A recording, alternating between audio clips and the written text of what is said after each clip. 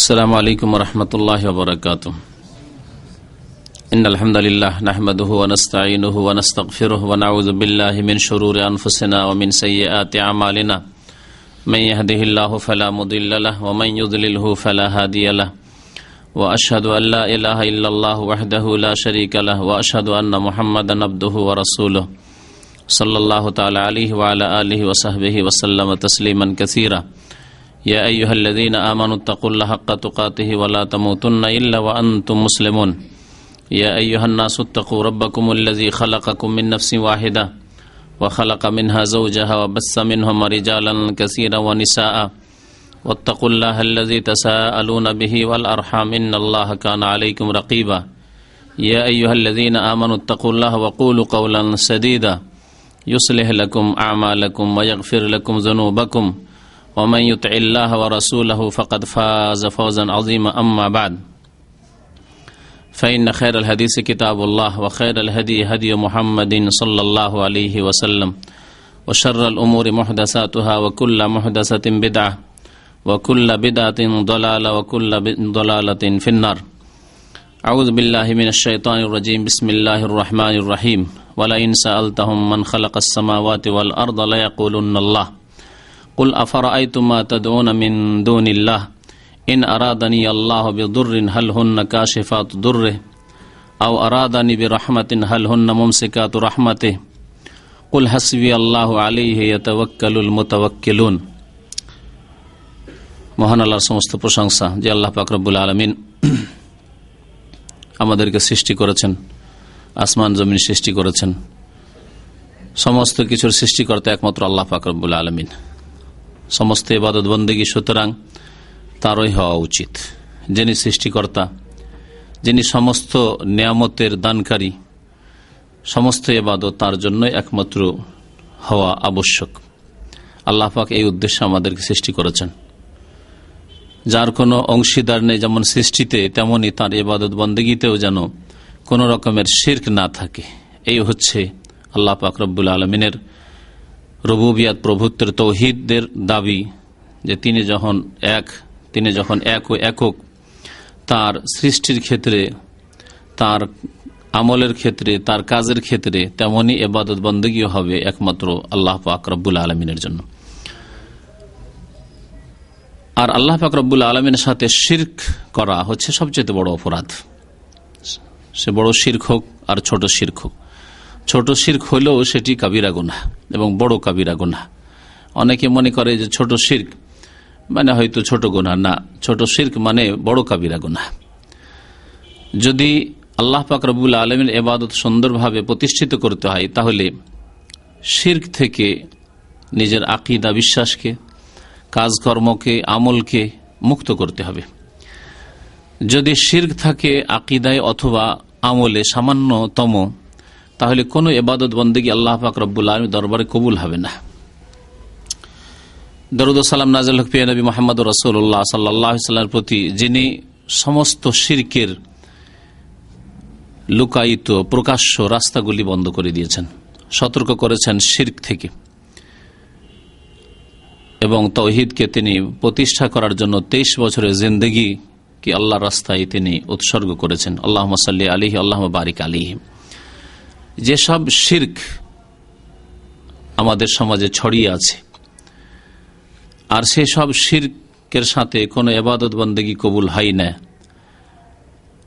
সেসবের একটি অন্যতম শিরক হচ্ছে তাবিজ ব্যবহার করা, এবং এই তাবিজের সাথে আনুষঙ্গিক আরও যেসব বিষয়গুলি আছে, বালা পরা, আত্মরক্ষার জন্য, হেফাজতের জন্য, যেন বালা মুসিবত না চলে আসে, অথবা বালা মুসিবত চলে এসেছে তো সেটা দূর করার জন্য, অথবা তাগা, সুতা বাঁধা, কালো সুতা, সাদা সুতা, যাই হোক, বাঁধা হাতে, শরীরে, কোমরে ইত্যাদি, এই ধরনের যেসব বিষয়গুলি রয়েছে এগুলি শিরকের অন্তর্ভুক্ত। এসব বিষয় সম্পর্কে আজকে আপনাদের সামনে আলোচনা রাখব। আল্লাহ পাক রব্বুল আলামিন একমাত্র সৃষ্টিকর্তা, এ কথা এমনকি মুশরিকরাও স্বীকার করত। মহান আল্লাহ ইরশাদ করছেন সূরা জুমারের আয়াত নম্বর 38-এ, ওয়ালা ইন সাআলতাহুম মান খালাকাস সামাওয়াতি ওয়াল আরদ, হে নবী, আপনি যদি তাদেরকে জিজ্ঞাসা করেন, মানে মুশরিকদেরকে জিজ্ঞাসা করেন, মক্কার আরবের মুশরিকদেরকে, যারা আল্লাহ পাকের ইবাদত বন্দেগীতে শিরক করত, তারাও সৃষ্টিকর্তা আসমান জমিনের মানুষের আল্লাহকে মনে করত। আল্লাহ পাক ইরশাদ করেছেন যে তাদেরকে যদি জিজ্ঞাসা করো, মান খালাকাস সামাওয়াতি ওয়াল আরদ, আসমানগুলিকে কে সৃষ্টি করেছে, জমিনকে কে সৃষ্টি করেছে, তারা উত্তরে বলবে লা ইয়াকুলুনাল্লাহ, অবশ্যই আল্লাহ, আল্লাহ সৃষ্টি করেছে। তাহলে সৃষ্টিকর্তা ওরাও মানত, তারপরেও তাদেরকে আল্লাহ পাক রব্বুল আলামিন মুশরিক বলে আখ্যায়িত করেছেন, কাফির বলে আখ্যায়িত করেছেন। আল্লাহ পাক তাদেরকে সম্বোধন করেছেন কুল ইয়া আইয়ুহাল কাফিরুন বলে। গরম আমাকে বেশি লাগছে না আপনাদের লাগছে? ওই পিছনে এটা সেটা ছেড়ে দেন তো একটু।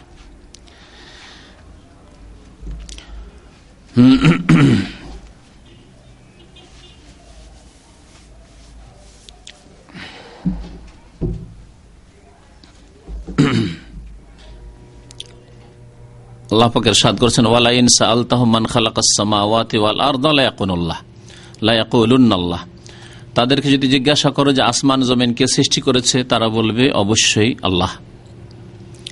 তাহলে আল্লাহকে তারা সৃষ্টিকর্তা মনে করা সত্ত্বেও তারা বলতো না যে লাত উজ্জা মানাত, যেসব দেবী দেবতা রয়েছে এরা আমাদেরকে সৃষ্টি করেছে, অথবা এরা আসমান জমিন সৃষ্টি করেছে, এরা পাহাড় পর্বত সৃষ্টি করেছে, কথা বলতো না। তাহলে সৃষ্টিকর্তা আল্লাহকে মানত। তারপর আল্লাহ পাক তাদেরকে মুশরিক কাফের বলে আখ্যায়িত করেছেন। আল্লাহ বলেছেন ইন্নামাল মুশরিকুনা নাজাস, মুশরিক অপবিত্র, তাদের সম্পর্কে আল্লাহ পাক বলেছেন। আল্লাহ পাক বলেছেন কুল ইয়া আইয়ুহাল কাফিরুন, হে কাফের সমাজ, হে অস্বীকারী কাফের, লা আ'বুদু মা তা'বুদুন। তো তাহলে বোঝা গেল যে শুধু আল্লাহকে সৃষ্টিকর্তা মানলেই তাওহীদ রক্ষা হবে না, বরং আল্লাহকে সৃষ্টিকর্তা মানার সাথে সাথে যখন সৃষ্টিকর্তা তিনি, তাহলে ইবাদত বন্দেগী সমস্ত হবে একমাত্র তার জন্য। আপনি সৃষ্টিকর্তা আল্লাহকে মনে করলেন আর আপনার ইবাদতের কিছু অংশ আর কাউকে দেবেন, এটা চলবে না। তাবিজে এই বিষয়টি রয়েছে, তাবিজে এই বিষয়টি রয়েছে। কোন দিক থেকে সে কথা পরে বোঝাবো, আগে আয়াতটা শেষ করা যাক। তারপরে আল্লাহ পাক রব্বুল আলামিন ইরশাদ করছেন যে হে নবী বলে দেন আফারা আইতুম কুল আফারা আইতুম মা তাদউনা মিন দুনিল্লাহ, আচ্ছা বলো তো আল্লাহ ছাড়া যাদেরকে তোমরা ডাকো, যাদেরকে আহ্বান করো, মনে করো যে এরা তোমাদের ডাকে সাড়া দেবে, তোমাদের কাজে আসবে। ইন আরাদানি আল্লাহ বিদুররিন, আল্লাহ যদি ইচ্ছা করেন কোন ক্ষতি সাধনের আমার সাথে অথবা যে কোনো মানুষের সাথে, আল্লাহ যদি কোনো ক্ষতির ইচ্ছা করেন যে আপনার ক্ষতি হবে, আমার ক্ষতি হবে, হাল হন্না কাশিফাতু দুররে, এই যাদেরকে আহ্বান করে থাকো, যাদের উপর আস্থা ভরসা করে থাকো, যাদেরকে ডেকে থাকো, এরা কি তোমাদের এই ক্ষতিকে দূর করতে পারে, তোমাদের বিপদ থেকে উদ্ধার করতে পারে? হাল হন্না কাশিফাতু দুররে আও আরাদানি বিরাহমা, অথবা আল্লাহ পাক যদি দয়ার ইচ্ছা করেন, করুণার ইচ্ছা করেন, আল্লাহ পাকের যদি রহমত হয় যে আল্লাহ রক্ষা করবেন, আল্লাহ হেফাজত করবেন, হাল হন্না মুমসিকাতু রাহমাতিহি, তাহলে কেউ আছে কি যে তার রহমতে বাধা দেবে, যে না দিতে দেব না, না হতে দেব না, এরকম কোন শক্তি আছে? না, কোনো শক্তি নেই। এই জন্য আমরা নামাজের পরে যে দোয়াগুলি পড়ি, সুন্নতি দোয়া, তার একটি দোয়ায় নবী করিম সাল্লাল্লাহু আলাইহি ওয়াসাল্লাম বলছেন আল্লাহুম্মা লা মানিয়া লিমা আতাইত, হে আল্লাহ কোন শক্তি বাধা দানকারী নেই, লা মানিয়া কোন বাধা দানকারী শক্তি নেই, লেমা আতাইত যা তুমি দিতে চাও তাতে, তুমি যা দিতে চাও দান করো, তাতে কোনো বাধা দেওয়ার কেউ নেই। ওয়ালা মওতিয়া লেমা মানাতা, আর কেউ দেওয়ার নেই যদি তুমি বাধা দাও। আল্লাহ যদি না দেন তাহলে কেউ দেওয়ার নেই।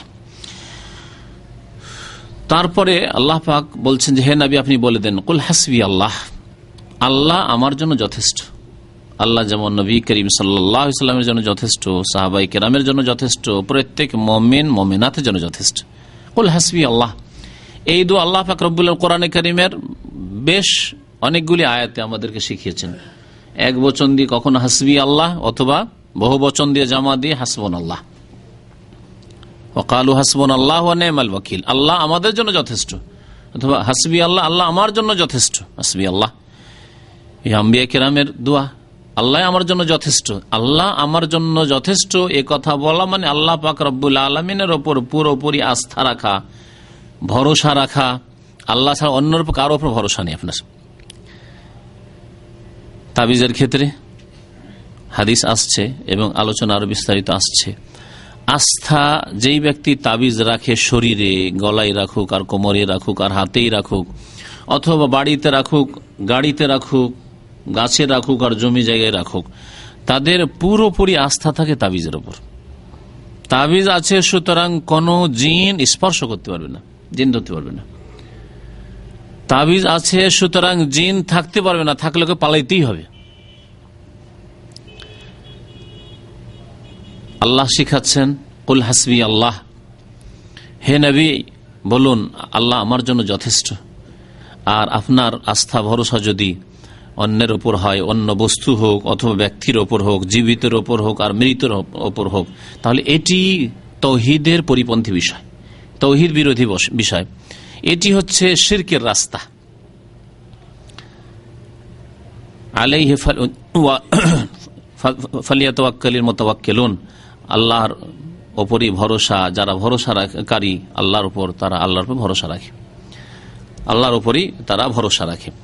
তো এই তাবিজ সম্পর্কে আলোচনা এই জন্য জরুরি যে আমাদের সমাজে তাবিজের রোগ এত ছড়িয়ে আছে এবং এটি একটি ব্যবসা এবং পেশায় পরিণত হয়েছে। ব্যবসা পেশায় যদি পরিণত নাও হয় তবুও তাবিজ শরীয়তে জায়েজ নাই, তাবিজ শরীয়তে জায়েজ নাই। এই তাবিজ সম্পর্কে বেশ কিছু হাদিস রয়েছে, নবী করিম সাল্লাল্লাহু আলাইহি সাল্লাম থেকে বেশ কিছু হাদিস রয়েছে, যে হাদিসগুলো আপনাদেরকে শোনাবো এবং তাবিজের হুকুম তার দ্বারা স্পষ্ট হবে। তাবিজ সম্পর্কে কোরআনে কারিমে স্পষ্ট যদি নাও থাকে, অনেকে এই প্রশ্নগুলি করে যে কোরআনে কারিমে আছে কিনা। কোরআনে কারিমে বহু মাসলা মাসাইল নেই। কোরআনে কারিমে যদি কোনো মাসলা মাসাইল না থাকে তার মানে এই নয় যে সেটা আপনি করতে পারবেন। আর কোরআনে কারিমে আছে সেই জন্যই মানবেন, আর কোরআনে না থাকলে মানবেন না, কখনো মুসলমান হতে পারবেন না। নবী করিম সাল্লাল্লাহু আলাইহি সাল্লাম ওই হাদিসে, যে হাদিসে বলেছেন যে তারাকতু ফিকুম আমরাইন, তোমাদের মাঝে একটি ছেড়ে যাচ্ছি, দুইটি বস্তু ছেড়ে যাচ্ছি। আমরাইন, দুইটি বিষয়, দুইটি বস্তু ছেড়ে যাচ্ছি। লান তাদিল্লু মা তামাসসাকতুম বিহিমা, অতদিন তোমরা পথভ্রষ্ট হবে না যতদিন পর্যন্ত তোমরা তা মজবুত করে ধারণ করে থাকবে। একটি হচ্ছে কিতাব আল্লাহ, আল্লাহর কিতাব আল কোরআন, আর সুন্নতি, আর নবী করিম সাল্লাল্লাহু আলাইহি ওয়াসাল্লাম সুন্নত। নবী সাল্লাল্লাহু আলাইহি ওয়াসাল্লাম বলছেন আমার সুন্নত, মানে হাদিস। সুন্নত মানে ওই ফিকার মাসলা যেগুলি ফরজ ওয়াজিবের বিপরীত সুন্নত সেটি না। সুন্নত মানে যা নবী সাল্লাল্লাহু আলাইহি ওয়াসাল্লাম বলেছেন, নবী করিম সাল্লাল্লাহু আলাইহি ওয়াসাল্লাম করেছেন, অথবা নবী সাল্লাল্লাহু আলাইহি ওয়াসাল্লাম স্বীকৃতি দিয়েছেন, হ্যাঁ, তার অনুমোদন রয়েছে, তার সামনে করা হয়েছে, তিনি নীরব থেকেছেন। এই তিন শ্রেণীর যতগুলি বিষয় নবী করিম সাল্লাল্লাহু আলাইহি ওয়াসাল্লাম থেকে প্রমাণিত। নবী সাল্লাল্লাহু আলাইহি ওয়াসাল্লাম যা বলেছেন তাও হাদিস, নবী সাল্লাল্লাহু আলাইহি ওয়াসাল্লাম যা করেছেন তাও হাদিস। নবী করিম সাল্লাল্লাহু আলাইহি ওয়াসাল্লামের সামনে সাহাবীরা করেছেন, তিনি নীরব থেকেছেন, বাধা দেননি, তার সামনে করা হয়েছে, হয়তো তিনি করেননি, তিনি বলেননি, কিন্তু চুপ থেকেছেন, তাও হাদিস। কারণ শরীয়ত তার উপর নাযিল হয়েছে। যদি শরীয়তে তা নাজায়েজ হতো তাহলে তিনি নীরব থাকতেন না, অন্যায়ের উপর নাজায়েজের উপর কখনো নীরব থাকতেন না, সেজন্য সেগুলিও হাদিস। তো এই হচ্ছে সুন্নতের অর্থ। হাদিসের ভাষায় যখনই সুন্নত বলা হবে এই অর্থে ধরবেন। আর ফিকার ভাষায় সুন্নত মানে সেটা ফরজও নয়, ওয়াজিবও নয়, আর মুবাহ মানে জায়েজও নয়, জায়েজের ওপরে সুন্নত আর ফরজের নিচে। অনেকের কাছে ফিকাহ আর হাদিসের পরিভাষাগুলি একাকার হয়ে যায়, তারপরে সুন্নত মানে মনে কাছে সুন্নত কাজগুলি। হাদিসের ভাষায় আল্লাহ যা ফরজ করেছেন তাও নবীর আদর্শ, নবীর তরিকা, নবী সাল্লাল্লাহু আলাইহি ওয়াসাল্লাম করেছেন অথবা বলেছেন। আর যেগুলি সুন্নতের পর্যায়ে ফিকার ভাষায় সেগুলি নবী সাল্লাল্লাহু আলাইহি ওয়াসাল্লাম করেছেন অথবা বলেছেন, সেগুলি সুন্নাত। ফামান রাগিবা আন সুন্নতি, সুতরাং আমার সুন্নত থেকে কেউ যদি বিমুখ হয়, ফালাইসা মিন্নি, আমার উম্মতের অন্তর্ভুক্ত নয়। এই সুন্নত মানে এই না যে সুন্নত মানে ফিকার সুন্নত আর ফরজগুলো নাই। নবী করিম সাল্লাল্লাহু আলাইহি ওয়াসাল্লাম থেকে যা প্রমাণিত, নবীর যা আদর্শ, নবীর আদর্শ থেকে কেউ যদি বিমুখ হয় তাহলে সে নবীর উম্মতের অন্তর্ভুক্ত থাকবে না। যদি এমন বিষয় ছেড়ে দেয় যাতে ইসলাম চলে যায় তাহলে মোটেই থাকবে না। আর যদি এমন বিষয় ছাড়ে যাতে মোটেই পুরোপুরি ইসলাম তো চলে যায় না কিন্তু ইসলামের ক্ষতি হয়, সেই ব্যক্তি বেশ কিছু অংশ ইসলাম থেকে নিজের বের করে ফেললো অথবা ইসলামে ছেড়ে দিল, গুনাহগার হলো। যাই হোক, আসল বিষয় হচ্ছে তাবিজের বিষয়। বলছিলাম যে কোরআনে কারিমে না থাকলে মানব না, এই বিষয়টি হচ্ছে কুফরি বিষয়। আহলে কোরআন একটি বিদাতি দল বেরিয়েছে, বরং বিদাতি শুধু বললে হবে না, বরং তারা কুফরি করেছে। এই দল পাকিস্তান থেকে প্রথম বের হয়, তারপরে ভারত হয়ে বাংলাদেশও ইদানিং ঢুকেছে। আমার কাছে খবর আসছে ওদের বক্তব্য করার জন্য। তারা বলছে কোরআন আছে মানি, তাহলে কোরআনে 5 ওয়াক্ত নামাজ স্পষ্ট নেই, কোরআনে আগে রুকুন আগে সিজদা তার নেই, আছে কোরআনে কারিমে কোথাও নেই। কোরআনে তাশাহুদের কথা নেই কোরআনে কারিমে, কোরআনে দুরুদ ইব্রাহিমের কথা নেই, কোরআনে নামাজে সালাম ফিরার কথা নেই, কোরআনে তাকবীরে তাহরিমার কথা নেই। আচ্ছা, আকিমুস সালাহ আন্নাহুল্লাযিনা ফি সালাতিহিম খাশিউন, নামাজের হেফাজত করা ইত্যাদি, হাফিজু আলাস সালাওয়াত। তো কোরআনে কারিমে না থাকলে তাহলে আমাদেরকে দেখতে হবে নবী করিম সাল্লাল্লাহু আলাইহি ওয়াসাল্লামের হাদিসে। কোরআনে কারিমে নেই, হাদিসে দেখতে হবে। হাদিসে যা বলা হয়েছে তাই নিতে হবে। ওমা আতাকুমুর রাসূল ফাখুযুহু, আল্লাহ পাক রব্বুল আলামিন ইরশাদ করেছেন, তোমাদেরকে রাসূল সাল্লাল্লাহু আলাইহি ওয়াসাল্লাম যা দেন তা তোমরা গ্রহণ করো। কোরআনের আকারে দেন তা গ্রহণ করো, হাদিসের আকারে দেন তা তোমরা গ্রহণ করো। নবী করিম সাল্লাল্লাহু আলাইহি ওয়াসাল্লাম যদি নিষেধ করে থাকেন তাহলে তা আরো স্পষ্ট নিষেধ হয়ে গেল। কিন্তু যদি না থাকে নবী সাল্লাল্লাহু আলাইহি ওয়াসাল্লাম আদর্শে, আর সেটাকে দিন হিসাবে ধর্ম হিসাবে পালন করে, তারও অবকাশ নেই। একথা বলতে পারে না নিষেধ তো নেই, ইবাদত বন্দেগীর ক্ষেত্রে প্রমাণ থাকতে হবে। সুতরাং তাবিজের বিষয়টি ওই রকমই, প্রথম দেখতে হবে কোরআনে কারিমে তাবিজে হ্যাঁও নেই নাও নেই। তাহলে নবী করিম সাল্লাল্লাহু আলাইহি ওয়াসাল্লাম কি তাবিজ করেছেন, করার অনুমতি দিয়েছেন না নিষেধ করেছেন? নিষেধ যদি নাও করে থাকতেন, ভালো করে এই বিষয়টি স্পষ্ট যাতে হয়ে যায়, নিষেধ যদি নাও করতেন নবী করিম সাল্লাল্লাহু আলাইহি ওয়াসাল্লাম, কিন্তু তিনি করেননি, এতটাই নিষেধের জন্য যথেষ্ট। কারণ এটি আপনি দিন মনে করে করছেন, এর মাধ্যমে আপনি মনে করছেন যে আমার আত্মরক্ষা হবে জিন থেকে, বদনজর থেকে ইত্যাদি ইত্যাদি, আরো বিভিন্ন শত্রুর হিংসা থেকে, বিদ্বেষ থেকে ইত্যাদি। নবী করিম সাল্লাল্লাহু আলাইহি ওয়াসাল্লাম নিষেধ করেছেন তাও আসছে। যদি নিষেধ নাও করতেন আর নবী সাল্লাল্লাহু আলাইহি ওয়াসাল্লাম জীবনে করেননি তাবিজ, তাহলে এতটুকুই যথেষ্ট, এটি নাজায়েজ হওয়ার জন্য এবং এটি বিদআত হওয়ার জন্য, এটি শরীয়ত বিরোধী কাজ হওয়ার জন্য। এই তাবিজ সম্পর্কে অথবা বালা সম্পর্কে অথবা তাকা সম্পর্কে বেশ কিছু হাদিস আপনাদেরকে শোনাবো, যেগুলি দ্বারা স্পষ্ট হবে যে তাবিজ শিরক। তা বড় শিরক হতে পারে অথবা ছোট শিরক হতে পারে।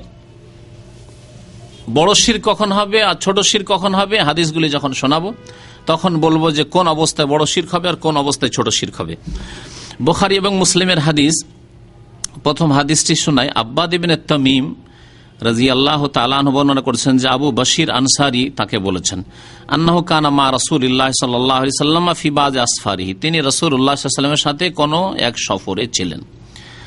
কালা আব্দুল্লাহ হাসিব আন্নাহু কাল ওয়ান্নাসু বিমাবিতিহিম, লোকেরা সব আরাম বিশ্রাম করছিল, শুয়েছিল রাত্রিবেলা। ফারসালা রাসূলুল্লাহ সাল্লাল্লাহু আলাইহি ওয়াসাল্লাম রাসূলান, রাসূলুল্লাহ সাল্লাল্লাহু আলাইহি ওয়াসাল্লাম একজন দূত পাঠালেন। আরবি ভাষায় রাসূল মানে দূত হয়। নবী সাল্লাল্লাহু আলাইহি ওয়াসাল্লাম আমাদের জন্য আল্লাহর পক্ষ থেকে দূত, এই জন্য রাসূলুল্লাহ বলা হচ্ছে, আল্লাহর রাসূল, আল্লাহর দূত।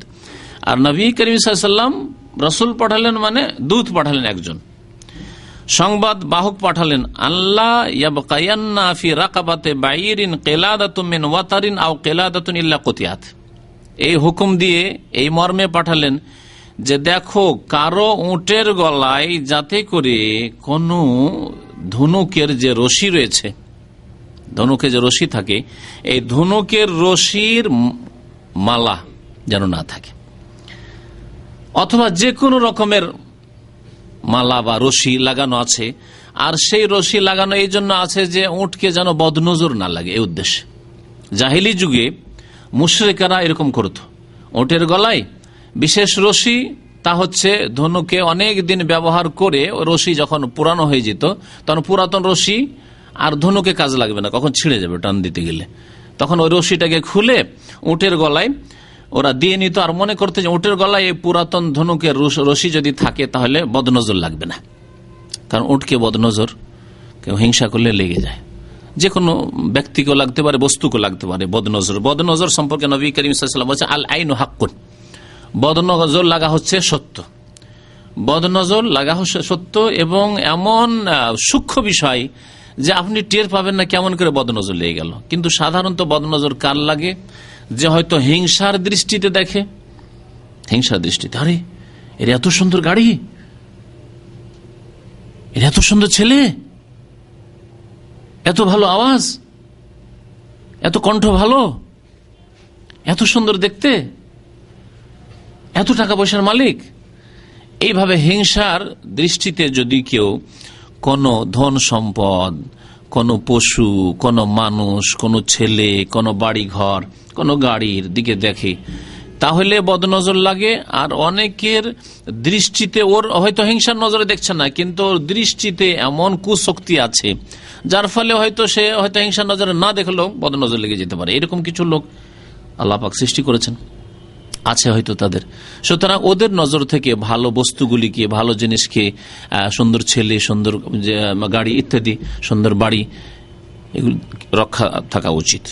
এবং ওই ব্যক্তি, যেই ব্যক্তির বদনজর লাগার আশঙ্কা আছে, তার জন্য উচিত হবে যে সে যদি কোনো ভালো নিয়ামত দেখে আল্লাহর, নিজের কাছে নেই, নিজে হয়তো গরিব মানুষ বা সাধারণ মানুষ, অন্যের অনেক কিছু রয়েছে, দেখলে বলে মাশা আল্লাহ, মাশা আল্লাহ বলবে, বা মাশা আল্লাহ লা কুওয়াতা ইল্লা বিল্লাহ যদি ওর সাথে বলে তা আরো ভালো, তাহলে আশা করি বদনজর লাগবে না। যেমন উলামায়ে কিরাম বলেছেন, কোরআনে কারীমে এই আয়াত, ওয়ালা ওয়ালা ইজ দাখালতা জান্নাতা কুলতা মাশা আল্লাহ লা কুওয়াতা ইল্লা বিল্লাহ। সুতরাং মাশাআল্লাহ বলা উচিত। এই আমলটি আরবদের মধ্যে আছে। যদি কোনো ভালো আওয়াজ, কারো ভালো তেলাওয়াত শুনলেন মাশাআল্লাহ, কারো ভালো একটি গাড়ি দেখলো মাশাআল্লাহ। কিন্তু আমাদের সমাজের লোকেরা এসব সুন্নত থেকে অজ্ঞ, জানেও না, আর অনেকে জানলে আমলের আগ্রহের অভাব রয়েছে। এইসব সুন্নতগুলি কিন্তু আমাদের দেশে চর্চা হয় না।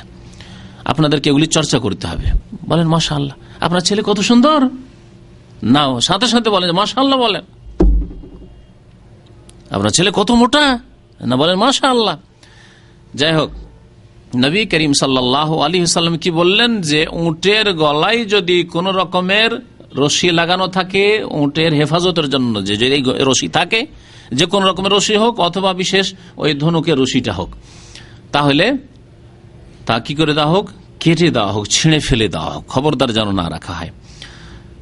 নবী করিম সাল্লাল্লাহু আলাইহি ওয়াসাল্লাম তাহলে আত্মরক্ষার জন্য কোনো কিছু লটকাতে নিষেধ করলেন। এখানে রশির কথা আসলো, রশির মতো হচ্ছে হাতে টাকা বেঁধে রাখা, টাকা বেঁধে রাখা দেখেছেন, কারো ব্যথার কালো সুতা বেঁধে রাখতে দেখেছেন, হ্যাঁ কালো সুতা বেঁধে রাখে, অথবা বালা দিয়ে রাখে, হ্যাঁ বিভিন্ন রকমের বালা, তামার অথবা আরো কিছুর হোক না কেন, আত্মরক্ষার জন্য দিয়ে রাখে, অথবা কোনো আপদ বিপদ বা কোনো কিছুর জন্য, কোনো ব্যথা, ও ব্যথার সাথে ওই সুতার কি সম্পর্ক আছে?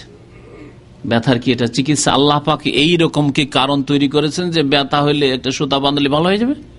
না, এগুলো হচ্ছে টোটকা, আমাদের দেশের সমাজে বলে, শুনেছেন কিনা টোটকা শব্দ। এগুলি এক ধরনের শিরক, যদিও মনে করে যে আল্লাহ শেফা দেনেওয়ালা, এটা শুধু একটা মাধ্যম, তবুও এটা শিরক। এটা হচ্ছে শিরকে আসগার, কাবিরা গুনাহ, বড় শিরক, ছোট শিরক। আর যদি মনে করে যে এই বালাতেই ক্ষমতা আছে অথবা এই সুতাতেই ক্ষমতা আছে, তাহলে এটা বড় শিরক হয়ে যাবে তখন। তাহলে এই বিষয়গুলি বড় শিরকও চলে যেতে পারে, যাতে ইসলাম থেকে মানুষ বেরিয়ে যাবে, আর ছোট শিরক তো কমপক্ষে হবেই হবে। তো এই ছিল একটি হাদিস যেটি আপনার ঝুলানো সম্পর্কে, যদিও তাবিজ শব্দ এখানে আসেনি, কিন্তু রশি ঝুলানো, ওর মধ্যে আছে বালা ঝুলানো অথবা আর কিছু ঝুলানো। দেখেছেন আমাদের দেশের ট্রাকগুলিতে, বাসগুলিতে পিছন দিকে স্যান্ডেল জুতা ঝুলতে দেখা যায়, দেখা যায় না? স্যান্ডেল জুতা ঝুলানো এটাও হারাম এবং এটা একটা শিরক, এটাও শিরক। স্যান্ডেল কোন হেফাজত করবে? আপনি কত নিকৃষ্ট যে আপনি নিজে হেফাজত করতে পারলেন না, আপনার এই স্যান্ডেল জুতা ছিঁড়া জুতাতে হেফাজত করে দেবে। তাহলে স্যান্ডেল জুতার চাইতে অধম নিকৃষ্ট এ মানুষ। এগুলো হচ্ছে শিরকের অন্তর্ভুক্ত। এখন আসুন সরাসরি তাবিজ সম্পর্কে নবী করিম সাল্লাল্লাহু আলাইহি ওয়াসাল্লামের কি বাণী রয়েছে। যায়েনব ইমরাতে আব্দুল্লাহ বিন মাসউদ রাদিয়াল্লাহু তাআলা আনহর বিবির নাম ছিল জাইনাব। বিভিন্ন হাদিসে তার ঘটনা এসেছে, তার মধ্যে একটি স্বামীকে জাকাত দাও, স্বামী ছিল গরিব, স্বামীকে জাকাত দাও সম্পর্কে তার একটি হাদিস আছে। এখানে হাদিস আছে তাবিজ সম্পর্কে।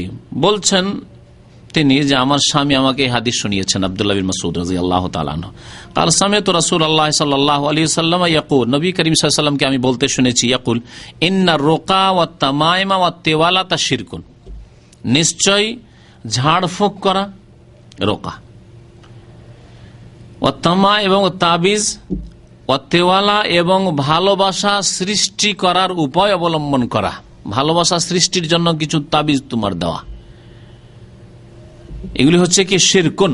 নবী সাল্লাল্লাহু আলাইহি ওয়াসাল্লাম সরাসরি শিরক বলেছেন এগুলিকে। ঝাড়ফুঁকের ক্ষেত্রে আজকে ঝাড়ফুঁকের আলোচনা করব না, কারণ ঝাড়ফুঁকের উপরে একটা বড় আলোচনা করার ইচ্ছা আছে, এরকম এক ঘন্টার। আগামী দিনগুলিতে ইনশাআল্লাহ তাআলা কোন এক সপ্তাহে খুব তাড়াতাড়ি ঝাড়ফুঁক সম্পর্কে বিস্তারিত সব দিক নিয়ে আলোচনা করব ইনশাআল্লাহ তাআলা। তো ঝাড়ফুঁক সম্পর্কে এতটুকু জেনে রাখেন, কারণ এখানে যেহেতু হাদিসে এসছে, এই হাদিসে বলা হয়েছে ঝাড়ফুঁক শিরক, কিন্তু অন্য হাদিসে রয়েছে নবী করিম সাল্লাল্লাহু আলাইহি ওয়াসাল্লামকে এক সাহাবী বললেন যে ইয়া রাসূলুল্লাহ, আমরা তো জাহেলি যুগে ফুঁক ফাঁক দিতাম, দম করতাম আর ভালো হয়ে যেত, তো কিছু বলতাম এইরকম শব্দ আর বলে ঝাড়ফুঁক করতাম। তো নবী সাল্লাল্লাহু আলাইহি ওয়াসাল্লাম বললেন এরজু আলাইয়া রোকাকুম, তোমাদের ঝাড়ফুঁকের যেগুলি পড়তে, দোয়া কালাম পড়তে বা কিছু পড়তে, সেগুলি পেশ করো, শোনাও কি আছে। শব্দগুলি শুনলেন, দেখলেন যে আরবি শব্দ এবং বোধগম্য বোঝা যাচ্ছে, আর অর্থে কোনো শিরক নেই, তার অর্থে কোনো শিরক নেই। তখন বললেন নবী সাল্লাল্লাহু আলাইহি ওয়াসাল্লাম যে তোমরা ঝাড়ফুঁক করতে পারো মালাম ইয়াকুন ফিহে শিরকুন, যতক্ষণ শিরক না আছে ততক্ষণ পর্যন্ত ওই সব দোয়া কালাম দিয়ে তোমরা ঝাড়ফুঁক করতে পারো।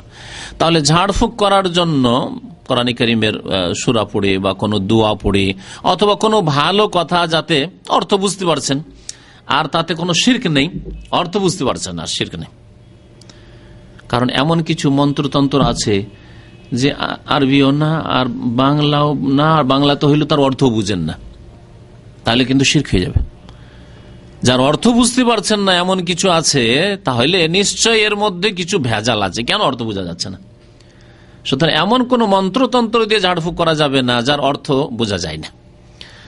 তাহলে ঝাড়ফুঁকের ক্ষেত্রে দুই ভাগে বিভক্ত ঝাড়ফুঁক। তাবিজ সম্পর্কে দুই ভাগে বিভক্ত নয় যে তাবিজ জায়েজ আছে না জায়েজ আছে না, এই ক্ষেত্রে কারণ আরো হাদিস আসছে, ওখানে তাবিজ সম্পর্কে কোনো পার্থক্য করা হয়নি। আর ঝাড়ফুঁক সম্পর্কে বলা হয়েছে যদি শিরক না থাকে তোমরা ফুঁক দিতে পারো। তারপর নবী করিম সাল্লাল্লাহু আলাইহি ওয়াসাল্লামের উপর সূরা নাস ফালাক নাযিল হয়েছে, যখন তাকে ইহুদি জাদু করেছিল ফুঁক দেওয়ার জন্য, দম করার জন্য। তাহলে কোরআনী আয়াত দিয়ে, কোরআনী সূরা দিয়ে দম করা সুন্নাত দ্বারা প্রমাণিত। তামাইম হচ্ছে তাবিজ। তাবিজ আমরা যে ব্যবহার করি, আউয়াজা ইউআউযু তাবিজান, তাবিজ আরবি শব্দ। তাবিজ মানে কাউকে স্মরণে রাখা, স্মরণ মানে পানাহাতে রাখা, আশ্রয়ে রাখা। কার আশ্রয় রাখবেন? রাখতে হবে আল্লাহর আশ্রয়। কুল আউযু বিরাব্বিল ফালাক বা বিরাব্বিন নাস, আউযু বিল্লাহি মিনাশ শাইতানির রাজিম, আল্লাহর শরণ নিচ্ছি বা আল্লাহর আশ্রয় নিচ্ছি। কিন্তু এখানে তাবিজ ওই যে ওর মধ্যে কিছু ঢুকা আছে, সে গাছের ডাল আর জড় শেকড়ি হোক, আর তাতে কিছু দুয়া টুয়া লিখাই হোক বা মন্ত্রতন্ত্র লিখা হোক বা শিরকি কোনো কালাম হোক, ওর আশ্রয় যেন রাখা হচ্ছে ওই ব্যক্তিকে, যেই ব্যক্তির গায়ে ঝুলিয়ে দেওয়া হচ্ছে তাবিজ। এই জন্য তাবিজের নাম তাবিজ। আর ভালোবাসা সৃষ্টিকারী তাবিজ তা হচ্ছে যে নাজায়েজ অবৈধভাবে যে ভালোবাসা সৃষ্টি করা। ভালোবাসা সৃষ্টির জন্য যেসব উপায় শরীয়ত সম্মত বলা হয়েছে, ভালোবাসা জন্মানোর জন্য বেশি বেশি সালাম দেন, সালাম দিলে ভালোবাসা জন্মায়, নবী সাল্লাল্লাহু আলাইহি ওয়াসাল্লাম বলেছেন। ভালোবাসা জন্মার উপায় হচ্ছে যে খাওয়ান আর খান, দাওয়াত দিল চলে গেলেন, দাওয়াত দিলেন, এগুলো হচ্ছে ভালোবাসা জন্মাবার উপায়। কেউ অসুস্থ হয়েছে দেখতে গেলেন, সহযোগিতা করলেন, তার পাশে দাঁড়ালেন। যদি কেউ শোকে থাকে তাহলে তার শোক সংবাদ শুনে তার বাড়িতে গেলেন এবং তাকে সান্ত্বনা দিলেন। ভালোবাসা জায়েজ ভালোবাসা এবং সুন্নতি ভালোবাসা জন্মাবার তরিকা হচ্ছে এগুলি। কিন্তু নাজায়েজ ভালোবাসা হচ্ছে যে স্বামী স্ত্রীতে সন্দেহ হচ্ছে যে ভালোবাসা না, মনে হয় আমাকে আর একটা বিয়ে করতে চাইছে, স্ত্রী তখন দিল গাছ খাওয়িয়ে, অথবা কোনো মন্ত্রতন্ত্র কোনো ওঝা গণিকে ধরে জাদু করিয়ে দিল। তো এইরকম যে পন্থাগুলি অবলম্বন করত, এগুলোকে তেওয়ালা বলা হয়। নবী সাল্লাল্লাহু আলাইহি ওয়াসাল্লাম এগুলোকে শিরক বলেছেন। নকশা, বেশ কিছু নকশা আছে, বেশ কিছু নকশা আছে। ধর্মীয় বইয়ের নামে, ধর্মীয় পুস্তকের নামে বেশ কিছু নকশার বই আছে। দু একটি বইয়ের নাম উল্লেখ করি। আমি যখন একবারে নাবালুকি বলতে হবে 12-13 বছর বয়স ছিল, তখন আমার চোখের সামনে আছে সুলাইমানি নকশা। একটা বই আছে, 2-3 খণ্ডে আছে সুলাইমানি নকশা। উর্দুতে বইয়ের নাম হচ্ছে নকশে সুলাইমানি। নামটা কত সুন্দর, মানে সুলাইমান আলাইহিস সালাম এগুলো করেছেন, এই মিথ্যাপবাদ নবীর ওপর। সুলাইমান আলাইহিস সালামের যেহেতু জিন বসেছিল, সবার ভাষা বুঝতেন, তো সুলাইমান আলাইহিস সালামের নাম দিয়ে এই শিরকি আর কুফরি আর বিদাতি বই লেখা হয়েছে, আর ধর্মীয় পুস্তক হিসাবে দোয়া তাবিজের বই হিসাবে পাওয়া যায় সুলাইমানি নকশা। সুলাইমানি নকশাতে এমন কি কেউ মেয়ের বিয়ে দিতে চায় না, কেউ ছেলের বিয়ে দিতে চায় না, আপনার মেয়ের সাথে আপনার মেয়েটা তাকে দিতে চান, দেন একবার ওই নকশা করে কোন রকম করে যদি মন্ত্রতন্ত্র করতে পারেন। এসব নকশাতে বিভিন্ন কিছু আলিফ বা তাসা লিখা আছে, না হলে কিছু নম্বর লিখা আছে। এসব এইরকমই মকসুদুল মুমিনিনে এইরকমই শিরকি নকশা আছে, এইরকমই নিয়ামুল কোরআনে শিরকি বিদাতি নকশা আছে। এগুলি হচ্ছে শিরক আত্মেওয়ালা, ভালোবাসা জন্মাবার জন্য বিভিন্ন নকশার মাধ্যমে, বিভিন্ন তাবিজের মাধ্যমে যেসব করে থাকে, এগুলিকে নবী সাল্লাল্লাহু আলাইহি ওয়াসাল্লাম শিরক বলেছেন। তারপরে জিজ্ঞাসা করছেন ওই মহিলা যায়েনাব যে কেমন কথা বলছেন যে শিরক এগুলি, বলছেন যে লাকাদ কানাত আইনি তাকযিফু, আমার চোখে কষ্ট হতো বা চোখ উঠতো, কুনতু আখতালিফু ইলা ফুলানিল ইয়াহুদি, এক ইহুদির কাছে যেতাম, ইয়ারকিনি, আর ও ফোকটুক দিয়ে দিত, ফাইজা রাকানি সাকানাত, ফোকটুক দিয়ে দিলে ভালো হইতো, মন্ত্র ভালো হয়ে যেত। কাল আব্দুল্লাহ ইন্নামা যাকা আমালুশ শায়তান, এই যে তোমার চোখে ব্যথা হইতো আর ওই ইহুদির কাছে গেলে ফুক ফাঁক দিলে ভালো হয়ে যেত, ইহুদির কাছে গেলে ভালো হয়ে যেত, এটা হচ্ছে শয়তানের কাজ। আর তোমাকে এই যে চোখে ব্যথা সৃষ্টি করে দেওয়া, তৈরি করে দেওয়া, এটাও শয়তানের কাজ। কেমন করে? কানায়ান খোসাহাবিয়াদিহি, শয়তান তোমার চোখে ঘোচা দিত, ব্যথা শুরু হইতো। ফাইজা রাকাহা, যখন ও ফুক দিত, কাফা আনহা, তখন শয়তান দূরে সরে যেত, যে ইহুদির কাছে এসে শিরক করতে এসে যাক। ইন্নামা কানা ইয়াকফিকা আন তাকুলি, স্ত্রীকে বোঝাচ্ছেন আব্দুল্লাহ বিন মাসউদ রাদিয়াল্লাহু তাআলা, তোমার জন্য যথেষ্ট কি তাবিজ করা নয়, আর এই শিরকি ঝাড়ফুঁক নয়, শিরকি ঝাড়ফুঁক নয়। আমাদের দেশে হিন্দুদের কাছে ঝাড়ফুঁক করাইতে যায় অনেকে, অমুক হিন্দু গণি আছে, সাপের বিষ ঝাড়াতে হিন্দুদের ডাকে, বেদিন বেনামাজিদেরকে ডাকে, ফাসেকদেরকে ডাকে, যারা শিরক কুফরি করে, দেবী দেবতার নাম নেই অথবা উলিয়াদের নাম নিয়ে শিরক করে, তাদেরকে ডাকে। কি শিখাইছেন আব্দুল্লাহ বিন মাসউদ রাদিয়াল্লাহু তাআলা স্ত্রীকে? বলছেন যে রাসূলুল্লাহ সাল্লাল্লাহু আলাইহি ওয়াসাল্লাম যেমন বলতেন, কামা কানা রাসূলুল্লাহ সাল্লাল্লাহু আলাইহি ওয়াসাল্লাম ইয়াকুল, কি বলতেন? আযহিবিল বাস রাব্বান নাস ইশফা আনতা শাফি লা শিফা ইল্লা শিফাউকা শিফাআন লা ইউগাদিরু সাকামা। এই দু, আযহিবিল বাস, ব্যাধি দূর করো আল্লাহ, হে রাব্বান নাস, হে মানুষের রব, ইশফি, আল্লাহ তুমি শেফা দাও, আরোগ্য দান করো, আনতা শাফি, তুমি আরোগ্য দানকারী, লা শিফা ইল্লা শিফাউকা, তোমার আরোগ্য ছাড়া আর কোনো আরোগ্য নেই। শিফা আল্লাহ ইউগাদিরু সাকামা, আল্লাহ এমন আরোগ্য দান করো যে তারপর কোনো ব্যাধি যেন আমার শরীরে না থেকে যায়। এই দোয়া করেন। বা আমার ছেলের শরীরে না থেকে যায়, আমার স্বামীর শরীরে না থেকে যায়। আযহিবিল বাস রাব্বান নাস ইশফা আনতা শাফি লা শিফা ইল্লা শিফাউকা শিফা আল্লাহ ইউগাদিরু সাকামা। আবু দাউদের হাদিস, হাদিসটি সহিহ। মুসনাদ আহমদেও হাদিস রয়েছে, ইবনে মাজাহতেও রয়েছে হাদিসটি। আর একটি হাদিস শোনেন তাবিজ সম্পর্কে। উকবা বিন আমির রাদিয়াল্লাহু তাআলা আনহু বর্ণনা করছেন, আন্না রাসূলুল্লাহ সাল্লাল্লাহু আলাইহি ওয়াসাল্লাম আকবালা ইলাইহি রাহাতুন, নবী সাল্লাল্লাহু আলাইহি ওয়াসাল্লামের কাছে 10 জন মানুষ ইসলাম গ্রহণ করার জন্য আসলো, নতুন মুসলমান হওয়ার জন্য আসলো। ফাবায়া তিসআতান ওয়া আমসাকা আন ওয়াহিদ, 9 জনের সাথে একের পর এক পরস্পর বায়াত করলেন নবী সাল্লাল্লাহু আলাইহি ওয়াসাল্লাম, মানে ইসলামের কলিমা পড়ালেন, আশহাদু আল্লা ইলাহা ইল্লাল্লাহ ওয়া আশহাদু আন্না মুহাম্মাদান আবদুহু ওয়া রাসূলুহু ওয়া মুহাম্মাদ রাসূলুল্লাহ, এবং হাতে হাত দিয়ে বায়াত করলেন। ইসলামের বায়াত শরীয়তে রয়েছে, বায়াত নেই পীর মুরিদের বায়াত ইসলামে নেই। এই পীরতন্ত্রে যেহেতু পরে জন্মেছে, সুতরাং এই পীরতন্ত্রের বায়াত নেই পীর মুরিদের বায়াত। ইসলামের বায়াত রয়েছে। নতুন মুসলমানকে হবে হাতে হাত দিয়ে আপনার সাথে ওয়াদা করবে, আমি কলেমা পড়ছি, আমি 5 ওয়াক্ত নামাজ পড়বো, আমি রোজা রাখবো, নতুন মুসলমান। আর যদি খলিফাতুল মুসলিমিন হন, ইমামুল মুসলিমিন হন, মুসলিম শাসক, ইসলামী আইনের বাস্তবায়ন করবেন, এই বায়াত রয়েছে। নবী করিম সাল্লাল্লাহু আলাইহি ওয়াসাল্লাম 9 জনের সাথে তো বায়াত নিলেন এবং কলেমা পড়ালেন। ও আমসাকান ওয়াহেদ, একজন লোক যখন আসলো রাসূলুল্লাহ সাল্লাল্লাহু আলাইহি ওয়াসাল্লাম তার সাথে বায়াত করলেন না। ফাকালু ইয়া রাসূলুল্লাহ, সাহাবারা বলেন হে আল্লাহর রাসূল সাল্লাল্লাহু আলাইহি ওয়াসাল্লাম, বায়াতা তিসআতান, 9 জনের সাথে বায়াত করলেন, তাদেরকে কলেমা পড়ালেন, মুসলমান করলেন। ওয়া তারাকতা হাযা, এই লোকটিকে ছেড়ে দিলেন কেন? কালা ইন্না আলাইহি তামিমাতান, কারণ এর শরীরে তাবিজ আছে। আগের হাদিসে ছিল জামা, বহু বচনের শব্দ, আত-তামাইম, ইন্না রুকা আত-তামাইম, আর এটি হচ্ছে এক বচন, শিরক বলা হয়েছে। এখানে বলা হয়েছে ইন্না আলাইহি তামিমাতান, এর শরীরে তাবিজ আছে। ফাদখালা ইয়াদাহু, রাসূলুল্লাহ সাল্লাল্লাহু আলাইহি ওয়াসাল্লাম কাপড়ের নিচে হাত দিলেন আর দিয়ে হাত থেকে বের করলেন। ফাকাতাহা, এবং সেটাকে ছিঁড়ে ফেলে দিলেন। ফাবায়াহু, তারপরে বায়াত করলেন, তাবিজ ছিঁড়ে ফেলে বায়াত করলেন। ওয়াকাল, এবং তার সাথে সাথে বললেন মান আল্লাকা তামিমাতান ফাকাদ আশরাকা, যেই ব্যক্তি তাবিজ লটকাবে সেই ব্যক্তি শিরক করবে।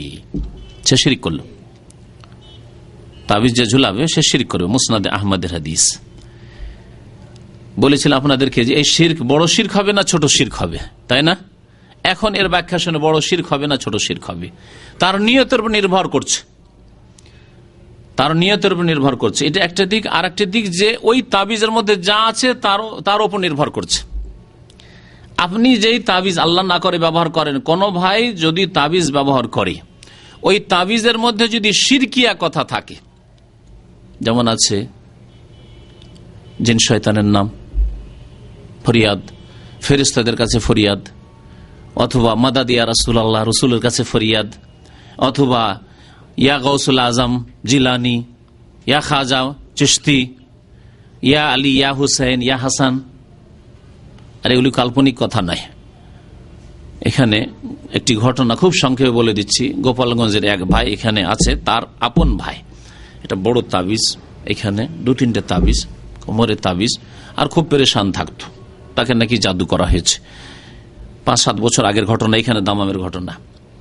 নিয়ে গেলাম এক সৌদি, এখানে ঝাড়ফুঁক করে, তার কাছে আলী শাহরি তার নাম, এখানে বড় তার বাকালা আছে, বাকালাতে নিয়ে গেলাম শিকর কাছে। চট করে হাত দিয়েছে, এখানে তাবিজ পেয়েছে। আর কি তাবিজ আছে, তাবিজগুলি সব বের করো। বলছে যে এই তাবিজ আমাকে আমাদের গোপালগঞ্জের বড় হুজুর দিয়েছে, সবচেয়ে বড় হুজুর, বড় মাদ্রাসার হুজুর দিয়েছে।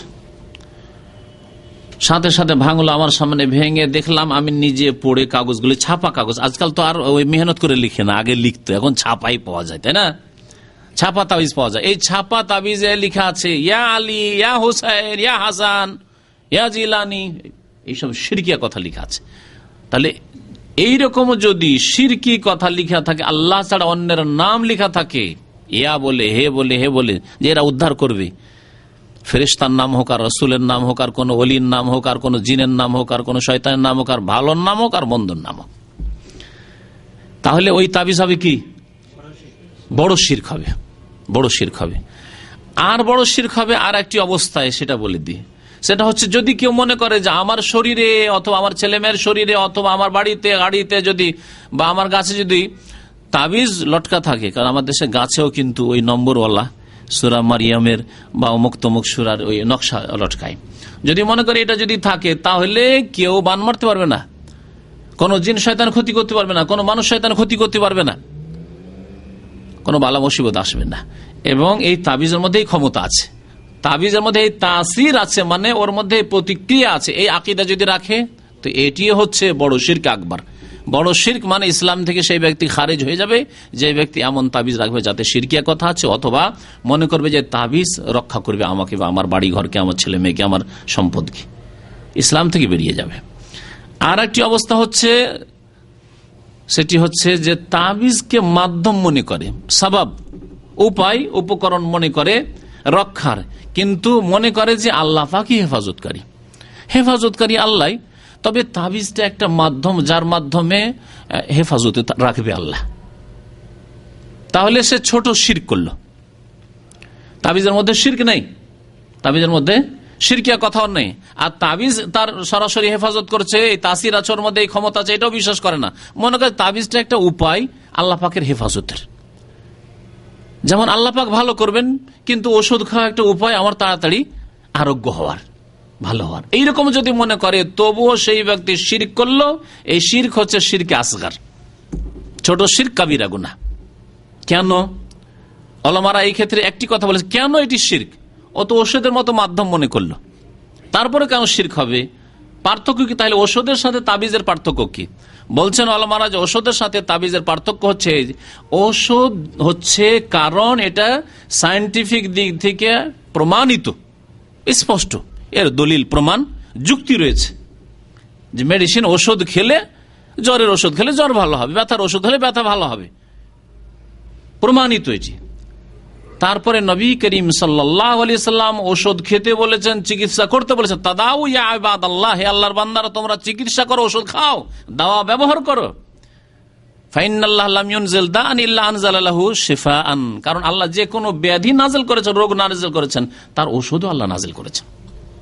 তাহলে অনুমতি পাওয়া গেল। তাবিজের ক্ষেত্রে অনুমতি তো দূরের কথা, নিষেধ পাওয়া গেল। ইন্নাত তামিমা শিরক, তাবিজ হচ্ছে শিরক।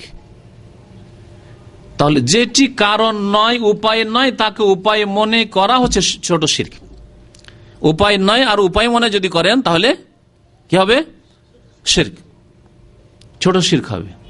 একটা জিনিস কারণ নয় আর যদি কারণ মনে করেন তাহলে সেটা হবে ছোট শিরক। আর একটা দিক রয়েছে, যদিও মনে করেছেন যে আল্লাহ শেফা দেন, আল্লাহ আরোগ্য দানকারী, কিন্তু যখন তাবিজ আপনার কাছে আছে তখন তাবিজের সাথে অন্তর কিন্তু আপনার জড়িত হয়ে আছে, অন্তর সম্পর্ক তাবিজের সাথে। চট করে যদি কোন রকমের ভয় ভীতি লাগে, তাবিজ তো আছে, তাবিজের সাথে কলবের সম্পর্ক। এদিক দিয়েও আরেকটা ছোট শিরকের কারণ, যদি আপনি মনে করেছেন যে আল্লাহ পাক হেফাজতকারী, তারপরও শিরক হবে। আরো দু চারটি হাদিস শোনায় তাবিজ সম্পর্কে। উকবা বিন আমির রাদিয়াল্লাহু তাআলা আনহু বর্ণনা করছেন যে সামিআতু রাসূলুল্লাহ সাল্লাল্লাহু আলাইহি ওয়াসাল্লাম, আমি আল্লাহ রাসূল সাল্লাল্লাহু আলাইহি ওয়াসাল্লামকে বলতে শুনেছি, মান তাআল্লাকা তামিমাতান ফালা আতাম্মাল্লাহু লাহু, কেউ যদি তাবিজ লটকায় তাহলে আল্লাহ যেন তার মনের কামনা বাসনা পূরণ না করেন। বদদুয়া নবী সাল্লাল্লাহু আলাইহি ওয়াসাল্লামের। মান তাআল্লাকা তামিমাতান, কেউ যদি তাবিজ ঝুলায় তাহলে আল্লাহ ফালা আতাম্মাল্লাহু লাহু, তার মকসদ, তার উদ্দেশ্য যেন আল্লাহ পূরণ না করেন। ওমান তাআল্লাকা ওয়াদাআতান, কেউ যদি কোনো রক্ষাকারী বিষয়, এইটা আমার রক্ষা করবে, এইরকম কিছু যদি ঝুলাই, ফালা ওয়াদা আল্লাহ, আল্লাহ তার রক্ষা না করে। যেমন স্যান্ডেল জুতা, তাবিজ না কিন্তু স্যান্ডেল জুতো, হ্যাঁ, অথবা আর কিছু, যে কোনো কিছু হোক না কেন, রশি, টাকা। মুসনাদ আহমদের হাদিস এবং হাদিস হচ্ছে সহিহ। আর একটি হাদিস আপনাদের শোনাই। আব্দুল্লাহ বিন উকাইম রাদিয়াল্লাহু তাআলা আনহু সাহাবী, তিনি অসুস্থ ছিলেন। এক তাবে ঈসা বিন আব্দুর রহমান বলছেন যে আমি তার কাছে গেলাম, তিনি অসুস্থ ছিলেন, নাউদুহু, তার বিমার পুরসি করার জন্য, দেখা সাক্ষাতের জন্য, খোঁজ খবর নেওয়ার জন্য। ফাকিল লাহু, তাকে বলা হল, লাউ তাআল্লাকতা শাইআন, কিছু ঝুলাইতেন, মানে তাবিজ টাবিজ হোক বা এই ধরনের কিছু বালা তাগা কিছু শরীরে রাখতেন, হয়তো অসুখ ভালো হয়ে যেত। ফাকাল আতাআল্লাকু শাইআন, কেমন কথা বলে, আমি তাবিজ লটকাবো শরীরে, অথবা আমি আমার শরীরে বালা থাকবে বা কিছু।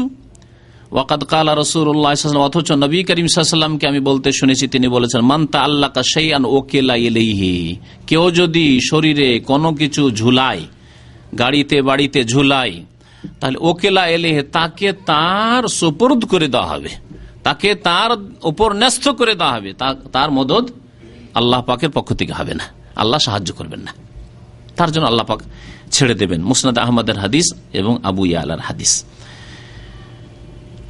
এখন এই যে তাবিজের এখানে যে প্রশ্নটি উঠে, আসল প্রশ্ন সেটা হচ্ছে যে আমরা তো ওই শিরকি তাবিজ করি না, আমরা শিরকি তাবিজ করি না। তারপরে আমরা কি বলে যে আমরা তাবিজের পুরোপুরি এই রাখি না যে তাবিজের মধ্যেই ক্ষমতা আছে, আল্লাহর উপর ভরসা রাখি, এটাকে কারণ মনে করি। শুনলেন যে যদি এমন কিছুকে কারণ মনে করেন যেটাকে কোরআন এবং হাদিসে কারণ বলা হয়নি, উপায় বলা হয়নি, সেটাও ছোট শিরক, বড় গুনাহ।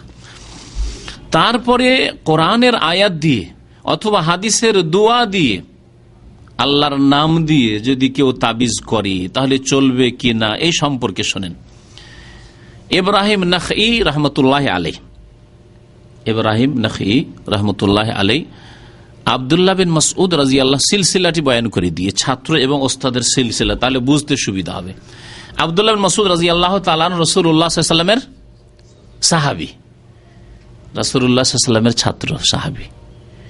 তিনি কুফা হিজরত করে চলে গেছিলেন। কুফায় তার ছাত্র অনেক ছিলেন, তার মধ্যে প্রসিদ্ধ ছাত্র আলকামা আসওয়াদ তার ছাত্র। এই আলকামা আসওয়াদের ছাত্র ইব্রাহিম নাখী। তাহলে ইব্রাহিম নাখী আব্দুল্লাহ বিন মাসউদের ছাত্রের ছাত্র। ইব্রাহিম নাখীর ছাত্রের ছাত্র ইমাম আবু হানিফা রাহমাতুল্লাহ আলাইহি। ইমাম আবু হানিফা রাহমাতুল্লাহ আলাইহি।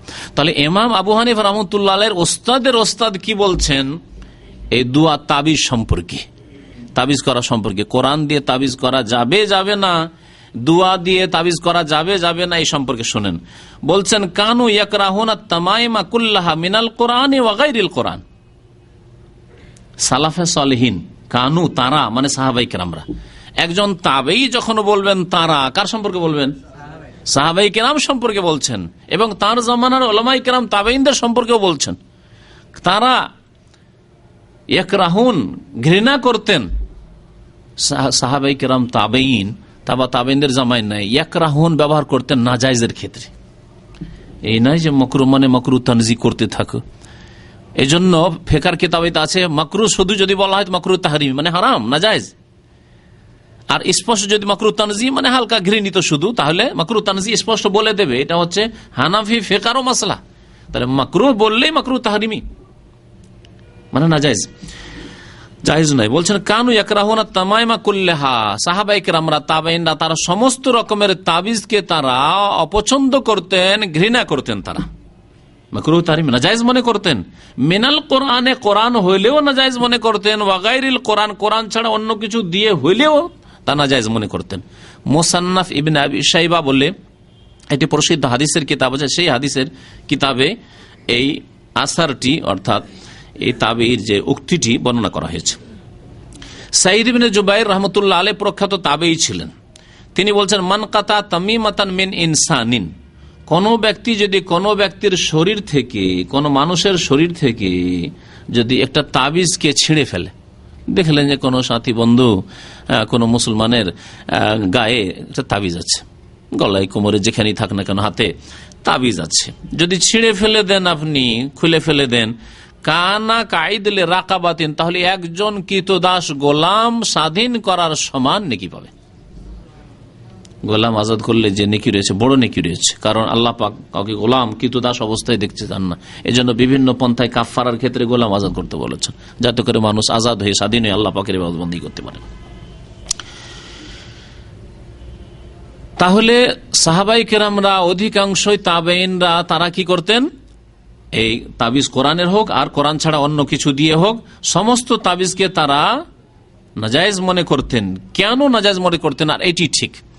তাদের মধ্যে অন্যতম হচ্ছেন ইব্রাহিম নাখীর ওস্তাদের ওস্তাদ আব্দুল্লাহ বিন মাসউদ রাদিয়াল্লাহু তাআলা আনহু, আব্দুল্লাহ বিন আব্বাস রাদিয়াল্লাহু তাআলা আনহু, আর অনেক সাহাবায়ে কেরামরা।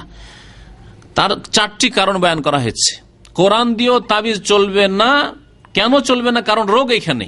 আমাদের দেশের যারা তাবিজ করে অথবা তাবিজ নেই, তারা মনে করে কোরআন দিয়ে তাবিজ করছি অথবা দোয়া দিয়ে তাবিজ করছি, হাদিসের দোয়া দিয়ে তাবিজ করছি। কেন চলবে না?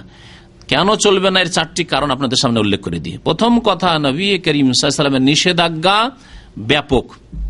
তিনি বলেননি যে কোরআন দিয়ে করিও আর কোরআন ছাড়া অন্য দিয়ে করিও না, যার অর্থ বুঝবে না করিও না, আর যার অর্থ বুঝবে কোরআন দোয়া দিয়ে যদি হয় করিও, কথা বলেননি। লে উমুমুন নাহি, তার নিষেধাজ্ঞা হচ্ছে আম, ব্যাপক, সবগুলি নিষেধ করেছেন। এবং এমন কোন দলিল নাই যে খাস করে নেবেন যে না কোরআন দিয়ে চলতে পারে, নবী সাল্লাল্লাহু আলাইহি ওয়াসাল্লাম করেননি, করতে বলেননি। 2 নম্বর কারণ হচ্ছে যে এই রাস্তা বন্ধ করতে হবে, সতর্কতামূলক এই তাবিজের রাস্তা বন্ধ করতে হবে। কারণ যারা তাবিজের ব্যবসায়ী বা তাবিজ করে বা তাবিজ নেই, এদের জন্য তাবিজের দরজা যদি খোলা থাকে, শুধু কোরআনি বা দুয়ার তাবিজ নেবে না, তার নামে অনেক শিরকি তাবিজ চলবে। যেমন এই ঘটনা বয়ান করলাম, বললো যে আমাদের বড় মৌলানা তাবিজ দিয়েছে, আমাদের হুজুর গোপালগঞ্জে তাবিজ দিয়েছে, কিন্তু তাবিজে লেখা আছে শিরকি আলী, ইয়া হোসেন, ইয়া জিলানি, এসব লেখা আছে। কোরআন হাদিসের তাবিজের নামে কত বড় বড় শিরক আর কুফরি লেখা আছে। আল্লাহ ছাড়া অন্যের কাছে দোহাই পড়া হয়েছে বা অন্যের মদদ চাওয়া হয়েছে। সুতরাং এই শিরকের রাস্তাকে বন্ধ করে দিতে হবে, দ্বিতীয় কারণ। তৃতীয় কারণ হচ্ছে যে কোরআনের দ্বারা যদি তাবিজ করা যায়, কোরআনের সূরা দিয়ে অথবা কোনো দোয়া দিয়ে, হাদিসের দোয়া দিয়ে তাবিজ করা যায়, তাহলে আল্লাহর কালামের, কোরআনে কারীমের, আল্লাহর নামের, নবী সাল্লাল্লাহু আলাইহি ওয়াসাল্লাম হাদিসের দোয়ার অবমাননা করা হইল, মানহানি, তাওহীন করা হইল। বিশেষ করে পেশাব পায়খানার অবস্থায়, সহবাসের অবস্থায়, স্বপ্নদোষের অবস্থায়, বহু নাপাক অবস্থায় দিনে কতবার পেশাব করতে বসছেন আর তাবিজ গায়ে আপনার, আর দাবি করছেন যে তাবিজ আমার কোরআনের সূরা, সূরা নাস, ফালাক লিখা আছে, অথবা আউযুবিল্লাহি মিনাশ শাইতানির রাজিম লিখা আছে, বা আল্লাহর আসমায়ে হুসনা লিখা আছে, আল্লাহুর রহমানুর রহিমও লিখা আছে। আপনি কি করে এত বড় বেয়াদবি করেছেন আল্লাহর নামের সাথে, কোরআন কারীমের আয়াতের সাথে, আর নবী সাল্লাল্লাহু আলাইহি ওয়াসাল্লামের দোয়া, হাদিসের দোয়ার সাথে, যে আপনি পেশাব পায়খানা নিয়ে বসছেন। 3 নম্বর কারণ। 4 নম্বর কারণ হচ্ছে যে নবী করিম সাল্লাল্লাহু আলাইহি সাল্লাম নিজেও দম করেছেন, ঝাড়ফুঁক করেছেন, আর তাকেও ঝাড়ফুঁক করা হয়েছে, অর্থাৎ নিজে ফুঁক দিয়ে, নিজের শরীরে ফুঁক দিয়েছেন। আর মা আয়েশা রাদিয়াল্লাহু যখন শরীর চলছিল নবী সাল্লাল্লাহু আলাইহি সাল্লামের মৃত্যুশয্যায়, তখন নবী করিম সাল্লাল্লাহু আলাইহি সাল্লাম বলছেন তুমি পড়ো, আর দিয়ে হাতে পড়ে, মা আয়েশা রাদিয়াল্লাহু তাআলা পড়ে হাতটা ফিরাচ্ছেন, নবী সাল্লাল্লাহু আলাইহি ওয়াসাল্লাম মোবারক হাত ফিরাচ্ছিলেন। তারপরে অন্যদেরকে হুকুম করেছেন তোমরা ঝাড়ফুঁক করো, দম করো। তাহলে দোয়া পড়ে দম করার কথা নবী করিম সাল্লাল্লাহু আলাইহি ওয়াসাল্লাম বলেছেন, কিন্তু নবী করিম সাল্লাল্লাহু আলাইহি ওয়াসাল্লাম না নিজে তাবিজ লটকিয়েছেন নিজের শরীরে, না ছেলে মেয়েদের শরীরে, নাতিদের শরীরে, আর না স্ত্রীদের শরীরে, আর না কাউকে হুকুম দিয়েছেন। এই 4টি কারণে কোরআনী তাবিজও চলবে না, হাদিসের দোয়া দিয়েও তাবিজ চলবে না, আল্লাহর নাম দিয়েও তাবিজ চলবে না।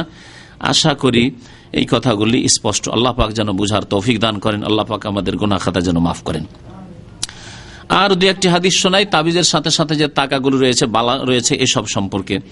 রুয়াইফা বিন সাবিত রাদিয়াল্লাহু তাআলা আনহু বর্ণনা করছেন যে কালা কালা আলী রাসূলুল্লাহ সাল্লাল্লাহু আলাইহি ওয়াসাল্লাম, নবী করিম সাল্লাল্লাহু আমাকে বলেন, ইয়া রুয়াইফা, রুয়াইফা একজন সাহাবীর নাম, বলছে লাআল্লাল হায়াতা সাতাতুলু বিকা, হতে পারে যে তুমি অনেক আয়ু পাবে। যদি তুমি আয়ু পাও, দীর্ঘ আয়ু পাও, ফাআখবিরিন নাস, তাহলে আমার পরে বেঁচে থাকলে লোকজনকে বলে দেবে এই হাদিসটি, মান আকাদা লাহিয়াতাহু, কেউ যদি দাড়িতে গিরা লাগায়, দাড়িতে গিরা লাগায়, দাড়িকে বেঁধে রাখে বা দাড়ি পাক দেয়, দেখেছেন এরকম লোক?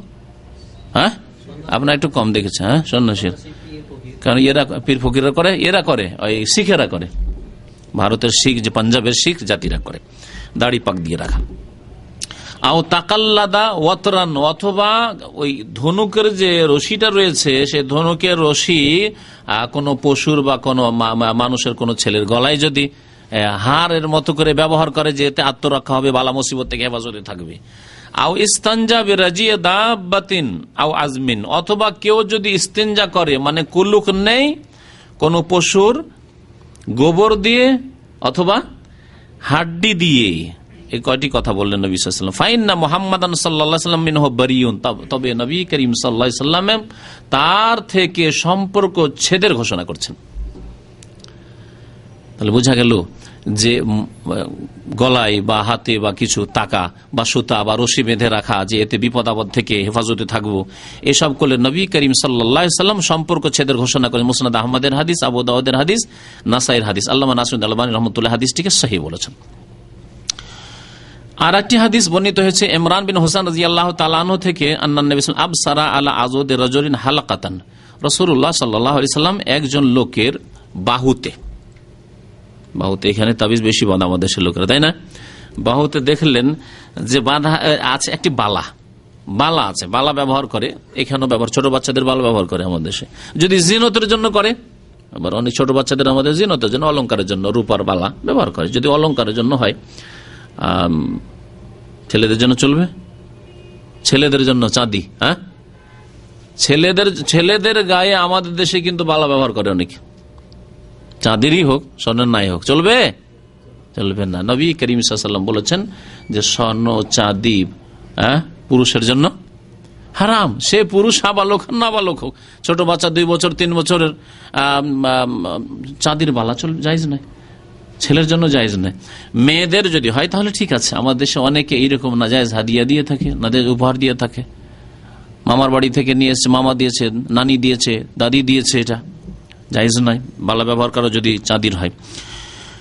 মিনসুফরিন এই ছিল তামার বালা, এই বালা ব্যবহার আত্মরক্ষার জন্য, হেফাজত, বালা মুসিবত থেকে হেফাজতের জন্য ব্যবহার করেছিল সেই ব্যক্তি। ফাকাল ওয়াই হাকা মাহাজি, এটা আবার কি, এই বালা কেন ব্যবহার করো তুমি? কালাম মিনাল ওয়াহেনা, আমার এক ধরনের রোগ আছে যাতে আমি খুব দুর্বলতা অনুভব করি, আমার শরীর ক্ষীণ হয়ে পড়ে, সেই রোগ থেকে হেফাজতের জন্য, যাতে ওই রোগ দূর হয়ে যায়, সেই জন্য এটা ব্যবহার করছি। কাল আমা ইন্নাহা লা তাজিদুকা ইল্লা ওয়াহানান, বলছেন দেখো এতে তোমার রোগ আরো বৃদ্ধি পাবে, তোমার বিপদ, তোমার রোগ আরো বৃদ্ধি পাবে। ইনবেজহা, ছুঁড়ে ফেলে দাও, খুলে ফেলো, আনকা ফাইন্নাকা লাউ মিত্তা ওয়াহিয়া আলাইকা, এই অবস্থায় যদি মরে যাও, তোমার শরীরে বালা আছে আত্মরক্ষার জন্য, হেফাজতের জন্য, বালা মুসিবত থেকে, এই অবস্থায় যদি মরে যাও, মা আফলাহতা আবাদা, কোনদিন তুমি রেহাই পাবে না, কোনদিন তুমি মুক্তি পাবে না। চিন্তা করতে পেরেছেন? এই যে তাবিজ অথবা বালা যেগুলি ব্যবহার করা হয়, মোহাম্মদ আব্দুল্লাহ রহমতুল্লাহ আলাইহি কিতাব তাওহীদে বলেছেন লিরাফইল বালাই ওয়া দাফইহি, দুটি উদ্দেশ্যে করা হয়। এক হচ্ছে যে অসুস্থ হয়ে পড়েছে, যাতে অসুখ দূর হয়ে যায়, বিপদ দূর হয়ে যায়, জিনে ধরে নিয়েছে, ভূতে ধরে নিয়েছে, অথবা খুব ভয় লাগছে, এই অবস্থা তৈরি হয়ে গেছে, যাতে এটা দূর হয়ে যায়, সেই জন্য। তাহলে বালাকে চলে এসছে দূর করার জন্য। অথবা এখনো আসেনি কিন্তু ভয় লাগছে, হতে পারে কারো বদনজর লেগে যেতে পারে, এখনো লাগেনি, হতে পারে জিন শয়তানে পেরেশান করতে পারে, ধরে নিতে পারে, সুতরাং আগে থেকেই তাবিজ ব্যবহার করো অথবা বালা ব্যবহার করো, তাকা ব্যবহার করো, দুই অবস্থাতেই নাজায়েজ এবং এগুলো শিরকের অন্তর্ভুক্ত। কি বলেন নবী সাল্লাল্লাহু আলাইহি ওয়াসাল্লাম, যদি এই অবস্থায় মরে যাও তাহলে কোনোদিন তুমি রেহাই পাবে না। মুসনাদ আহমদে হাদিসটি রয়েছে, ইবনে মাজাতে হাদিস রয়েছে। ইমাম মুহাম্মদ আব্দুল্লাহ রহমতুল্লাহ কিতাব তাওহীদে বলছেন যে এই হাদিসের সনদ চলার মতো, বেসনাদিন লা বাস বিহি, যদিও বেশ কিছু অন্য ওলামারা দুর্বল বলেছেন, তিনি বলেছেন যে বেসনাদিন লা বাস বিহি, এই সনদ মানে আমলযোগ্য, কারণ এর সমর্থনে আরো বেশ কিছু হাদিস রয়েছে যা শুনলেন। ইমাম ইবনে আবি হাতেম হুযায়ফা রাদিয়াল্লাহু তাআলা আনহু সাহাবী থেকে বর্ণনা করেছেন যে আন্নাহু রাআ রাজুলান ফি ইয়াদি খাইতু মিনাল হুম্মা, হুযায়ফা রাদিয়াল্লাহু তাআলা নবী সাল্লাল্লাহু আলাইহি ওয়াসাল্লামের সাহাবী একজন মানুষকে দেখলেন যে ওর হাতে তাকা বাঁধা আছে, সুতা বাঁধা আছে। কি জন্য বেঁধে রেখেছো? বলছে যে আমাকে খালি জ্বর হয়, মিনাল হুম্মা, খুব জ্বর হয়, সেজন্য বেঁধে রেখেছে। ফাকাতাহু, তিনি ধরে ছিঁড়ে ফেলে দিলেন, তাকাটিকে ছিঁড়ে ফেলে দিলেন। ওয়াতালা কাউলাহু তাআলা, মহান আল্লাহর এই বাণী আয়াত তিলাওয়াত করলেন, ওয়ামা ইউমিনু আকসারুহুম বিল্লাহ ইল্লা ওয়া হুম মুশরিকুন, অধিকাংশ মানুষ যারা আল্লাহর প্রতি ঈমান নিয়ে আসে, অর্থাৎ অধিকাংশ মুমিন মুসলিম যারা জন্মগত মুসলিম, বংশগত মুসলিম, এরা কি করে? ইল্লা ওয়া হুম মুশরিকুন, অধিকাংশ তাদের শিরক করে থাকে, অধিকাংশ লোকই শিরক করে থাকে। আজকে মুসলিম উম্মতের দিকে দেখেন যে বড় শিরকে যদি না থাকে তাহলে ছোট শিরক আছে। এদের দেখেন অসংখ্য মুসলিম কবর মাজারের শিরক, আল্লাহ ছাড়া অন্যকে সেজদা করা, আল্লাহ ছাড়া অন্যের কাছে সন্তান চাওয়া, আল্লাহ ছাড়া অন্যের কাছে রোগের আরোগ্য তলব করা, আল্লাহ ছাড়া অন্যের জন্য খাসি মোরগ জবাই করা ইত্যাদি, এইসব শিরকে লিপ্ত আছে। আল্লাহ ছাড়া অন্যের কাছে মদত চেয়ে গাউসুল আজম মাদাদি খাজা বাবা এইসবে আছে। আর না হলে ছোট শিরকি অবশ্যই আছে, আল্লাহ ছাড়া অন্যের কসম, লোক দেখানো কাজ, এছাড়া এই তাবিজ লটকানো, তাবিজের ঘরে ঘরে তাবিজ ঢুকে আছে। তো এই আয়াত তিনি পেশ করলেন যে অধিকাংশ মুমিন যারা মুমিন হওয়ার দাবি করে, ওমা ইউমিনু আকসারুহুম বিল্লাহ ইল্লা ওয়া হুম মুশরিকুন, তারা অধিকাংশই শিরক করে থাকে। অধিকাংশ লোক মুসলিম হওয়া সত্ত্বেও শিরক করে মরবে, যার ফলে জাহান্নামের ইন্ধন হবে। এই ছিল দলিল হুযায়ফা রাদিয়াল্লাহু তাআলা। তাহলে সাহাবায়ে কেরামগণ তারা বড় শিরকের দলিলগুলিকে ছোট শিরকের ক্ষেত্রে পেশ করতেন। একটা সুতা বেঁধেছে, সে আল্লাহর উপর ভরসা রাখে যে আল্লাহ ভালো করবে, কিন্তু সুতায় মাধ্যম, এটি ছোট শিরক। ছোট শিরকের ক্ষেত্রে বড় শিরকের আয়াত পেশ করে তারা নিষেধ করতেন যে ছোট শিরক হোক আর বড় শিরক হোক, আল্লাহ পাক রব্বুল আলামিনের কাছে চরম অপরাধ, সুতরাং এইরকম শিরকি কাজ তোমরা করবে না। শেষখানে আলোচনা শেষে আর একটি কথা বলবো, ইমাম ইবনে তাইমিয়া রাহমাতুল্লাহ আলাইহি কথাটিকে বিস্তারিত উল্লেখ করেছেন। আমাদের দেশের মানুষের একটি অজুহাত আর যে যদি তাবিজ নাজাইজি হবে তাহলে তাবিজে ফায়দা হয়, যে ফায়দা হচ্ছে দেখতে পাচ্ছি। ইমাম ইবনে তাইমিয়া রাহমাতুল্লাহ আলাইহি বলছেন যে কোন জিনিসে ফায়দা হলে, উপকার হলেই যে জায়েজ হবে না, এটা মাপকাঠি নয় শরীয়তের। বরং একটা জিনিসে ফায়দা আছে আর ক্ষতি বেশি আছে, তখন ওটাকে হারাম করা হয়েছে।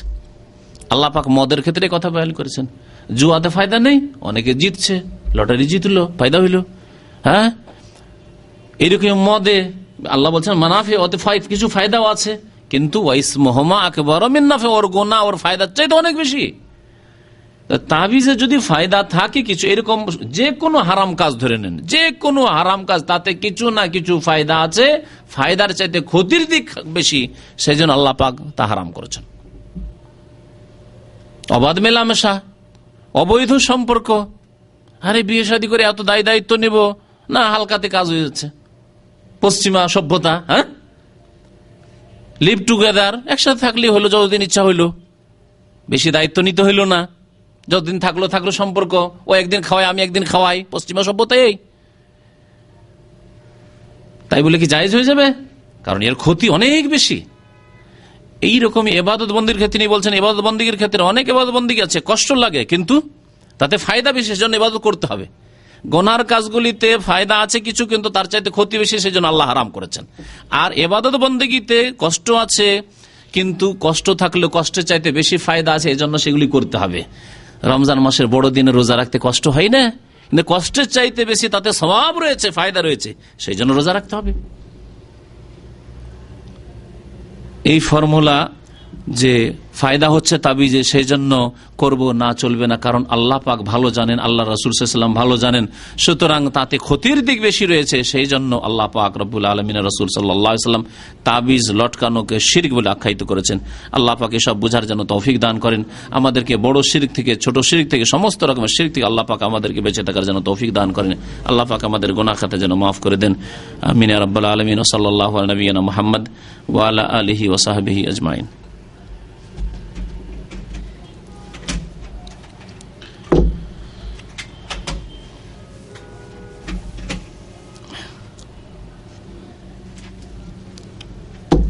তাবিজ সম্পর্কে কোনো প্রশ্ন থাকে তো ঠিক আছে। হ্যাঁ, এক ভাই বলছে যে কোরআনের আয়াত কাগজে লিখে পানিতে গুলিয়ে বা মিলে পানি পান করা যাবে? হ্যাঁ, এটা গুরুত্বপূর্ণ প্রশ্ন। তবে তার আগে একটি কথা বলি যে তাবিজে আল্লাহর রুবুবিয়ত শিরক আছে, আর উলুহিয়াত ইবাদত বন্দেগী তো শিরক আছে। তাওহীদে রুবুবিয়ত শিরক হয়, আর তাওহীদে উলুহিয়াত শিরক হয়, দুটোতেই শিরক হয়। তাওহীদ যে তিন প্রকার, দুটোতে দুই রকম শিরক হয়। রুবুবিয়াতে প্রভুত্বে কেমন করে শিরক, তাবিজে যে তাসির নেই, ক্ষমতা নেই, সেই ক্ষমতা মনে করলেন যে এটা কারণ, এটাতে ফায়দা হবে। তাহলে আল্লাহ পাক যাতে ফায়দার কথা বলেননি, রসুল বলেননি, সেটা ফায়দা মনে করছে, এটা হচ্ছে আল্লাহর প্রভুত্বে রুবুবিয়াতে শিরক। আর অন্তর আপনার ঝুঁকে আছে তাবিজের দিকে, আল্লাহর দিকে পুরোপুরি ঝুঁকে থাকতে হইতো, আল্লাহর উপর আস্থা থাকতে হতো, ভরসা, ও আলাল্লাহি ফালিয়াতাওয়াক্কালিল মুমিনুন হইতো। কিন্তু না, আপনার অনেকটাই ভরসা তাবিজের ওপর, এই দিক দিয়ে ভরসা, যেহেতু ইবাদত, আপনার এই ইবাদতের শিরক মজুদ আছে। তাহলে দুই রকমের শিরক পাওয়া যায় এই তাবিজে। আর যে প্রশ্ন আমাদের ভাই করেছেন সেটা হচ্ছে যে কোরআনের আয়াতকে কাগজে লিখে সেটা পানিতে ডুবিয়ে ধুয়ে খাওয়ানো কেমন, এর কোনো দলিল নেই, এর জায়েজ হওয়ার কোনো দলিল নেই। তবে ইমাম ইবনে তাইমিয়া রাহমাতুল্লাহ আলাইহি সম্ভবত লিখেছেন যে যদি এতে কাগজে তিনি লিখেননি, তিনি লিখেছেন যে কাগজে সম্ভবত, অথবা যে কোনো কিছুতে লিখার কথা তিনি বলেছেন যে লিখে ওটাকে ধুয়ে যদি খায় তো কোরআনে কারীমের বরকত রয়েছে, তাতে ফায়দা হতে পারে, তিনি লিখেছেন। কিন্তু সাহাবায়ে কেরাম তাবেঈন থেকে এমন কোনো দলিল নেই, সুতরাং সেগুলো থেকে বেঁচে থাকাই ভালো। মুসলিম জিনদেরও কি বিকল্প ভালো ব্যবস্থা আছে, ফুঁক দেওয়া, ওই দোয়া যে আয়াতটা লিখছেন সেই আয়াতটা পড়ে ফুঁক দেন। আজহাবিল বাস, এই দোয়াটা কয়বার করে পড়তে হবে এরকম কোনো আছে? এমন কিছু নেই, বারবার পড়তে থাকেন। আরেকটি দোয়া আছে 7 বার পড়ার কথা, আসআলুল্লাহাল আযীম রাব্বাল আরশিল আযীম আন ইয়াশফিয়াক। কোন রোগী ব্যক্তি যদি থাকে তাহলে তার সামনে পড়েন বারবার করে, 7 বার করে, ওইটাতে আছে। জি, আল্লাহ ভালো করে। কোনটা? ইসলামিক সংগঠনের আমিরের সাথে বায়াত করা যাবে? হ্যাঁ, ভাই জিজ্ঞাসা করেছেন যে কোন ইসলামী সংগঠন আমিরের সাথে বায়াত করা যাবে কিনা। না, এটিও বিদাতি রাস্তা। এই রাস্তা খোলা মানে পীর মুরিদি, তখন পীর মুরিদের যারা বিদাতি বায়াত আগে থেকে করে আসছে, ভাই বলছে তোমাদের আমিরের যদি বায়াত তোমরা করতে পারো, তো আমরা যদি পীরের বায়াত করছি, তো ভালো কাজের জন্য বায়াত করছি, অসুবিধা কি? এগুলি সব বিদাতি রাস্তা। বায়াত 3টি ক্ষেত্রে আছে, আমার এর উপরে একটা বক্তব্য আছে, অনেক আগের, 4-5 বছর আগের বক্তব্য আছে। 2টি আমি আজকে বলেই ফেলেছি, আর একটি ওর সাথে বলে দিলে হয়। 2টি কি বলেছি মনে আছে? একটা হচ্ছে ইসলাম গ্রহণের বায়াত, নতুন মুসলমানকে হচ্ছে বায়াত যে আমি কলেমা পড়লাম বিশ্বাস করে, এবং তার সাথে নবীকে রসুল মুহাম্মদ সাল্লাল্লাহু আলাইহি ওয়াসাল্লামকে রসুল মানলাম, নামাজ 5 ওয়াক্ত পড়বো, রোজা রাখবো, যাকাত দেবো, হজ করবো, হারাম কাজ থেকে বেঁচে থাকবো। আর আরেকটি হচ্ছে যে ইসলামিক খলিফা যিনি ইসলামিক রাষ্ট্র কায়েম করেছেন, ইসলামী আইন বাস্তবায়ন করেন, তার আনুগত্য করার জন্য বায়াত করা। বিশিষ্ট ব্যক্তিরা বায়াত করলেই হলো, প্রত্যেক ব্যক্তির জরুরি নয় যে বায়াত করতে হবে। আমাদের পক্ষ থেকে আমাদের অভিভাবক বা এলাকার যে দায়িত্বশীল একজন করলে আমরা সবাই যদি পেছনে থাকি যথেষ্ট। আর আরেকটি বায়াত হচ্ছে আল্লাহ রাস্তায় যদি জিহাদ হয়, নবী সাল্লাল্লাহু আলাইহি ওয়াসাল্লাম জিহাদের বায়াত নিয়েছেন। যেমন উসমান রাদিয়াল্লাহু তাআলা আনহু যখন মক্কার দিয়ে গেলেন, তখন বন্দী করে রেখেছিল মক্কার কাফেররা, শুনতে পেলেন যে নাকি তারা হত্যা করে দিয়েছে। নবী সাল্লাল্লাহু আলাইহি ওয়াসাল্লাম বায়াতে রিজওয়ান করেছিলেন যে যদি উসমান রাদিয়াল্লাহু হত্যা করে দেওয়া হয়, তাহলে এখান থেকে আমরা ফিরে যেন মক্কা গিয়ে এই মুশরিক কাফের কুরাইশদের বিরুদ্ধে আমরা জিহাদ করব, জিহাদের বায়াত নিয়েছিলেন। আর একটি কবিতা তো আছে, নাহনুল্লাযিনা বায়াউ মুহাম্মাদান আলাল জিহাদে মা বাকিনা আবাদা। আমরা সাহাবারা যখন খন্দকের যুদ্ধে খন্দক খনন করছিলেন, পরীক্ষা খনন করছিলেন, তখন বারবার করে এই কবিতা পাঠ করতেন, তার আবৃত্তি করতেন।